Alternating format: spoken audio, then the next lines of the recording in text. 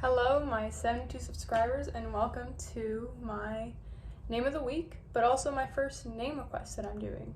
Since I began the channel, I took name requests once and I kind of hated that, but now that I'm kind of doing more in-depth videos and analysis of certain names, I'm actually quite enjoying this name request thing that I wanted to do. So I want to thank Canned Fruit Loops for suggesting this name, as it's a name I have never heard of, and I have come across many names. But today's name of the week is Etidorhpa, or Etidorhpa. And I really hope I'm pronouncing it right, but I also believe that there's not a right way to pronounce this. This name came about after John Uri Lloyd published his book, Etidorhpa, or The End of the World, and in 1895, he released the book.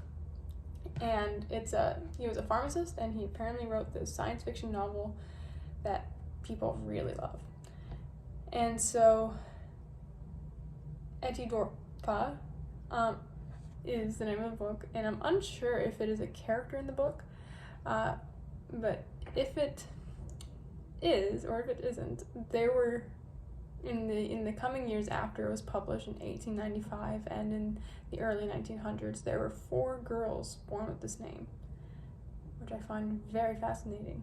And if you haven't picked up what the name is yet, Etidorhpa is Aphrodite backwards. And what Aphrodite means, well, Aphrodite is the goddess of love, but it naturally translates to, or means, sea foam. So I believe, if I'm not wrong, that's how in the myth she came about from the foam of the sea. I do find it really interesting that there were people with this name, and I looked it up on Facebook, and it seems that people have this name, but I don't really use Facebook as a credible source to see if people have a name. Find a Grave is much more reliable because that was their legal name.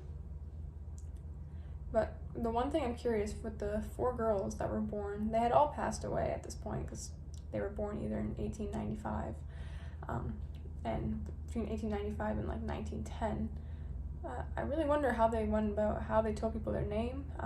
I wonder if their parents are just very big fans of the book and if they gave themselves nicknames. I couldn't find on any of the gravestones. A lot of times people on gravestones have what their nickname was. It would be like, let's say, Sarah Chickadee Watson or something, but nothing about this. So thank you for suggesting this name. I'm very fascinated at the idea of people having actually had this as a name, because it doesn't really follow the normal naming sounds. You know, you have Aphrodite, you have like that, and just like an E with a Y or E sound. It doesn't end in an A.